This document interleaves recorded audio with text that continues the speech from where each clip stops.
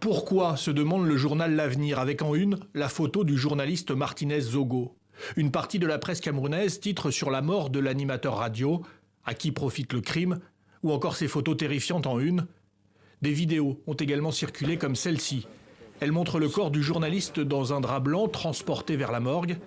Un corps mutilé retrouvé dans une fosse dans un quartier proche de Yaoundé, 5 jours après sa disparition, présenté comme un enlèvement.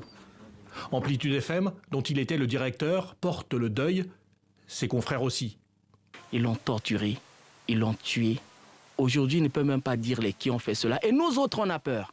On a peur, pourquoi? Parce que tous les jours, nous défrayons également la chronique avec des débats. Mais dorénavant, quand tu vas vouloir parler, mais tu es sûr et certain qu'on ne va pas également venir te prendre. La voix des sans-voix. Martinez Zogo était un animateur radio, présentateur de l'émission Embouteillage sur Amplitude FM qui émet à Yaoundé. Un ton provocateur, satirique.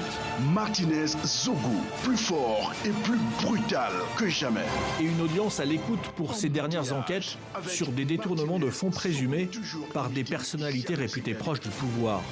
Vision 4 Télévision reçoit en termes de subvention 1 milliard 521 millions. Lorsque l'émission Embouteillage commençait à Amplitude FM, le sentiment que j'ai eu, c'est que Yaoundé s'arrêtait. Et Yaoundé s'arrêtait pourquoi? Parce que c'est une personne qui, d'une certaine manière, avait quand même le don de pouvoir dire les choses telles qu'elles sont. Et les choses telles qu'elles sont, c'est quoi?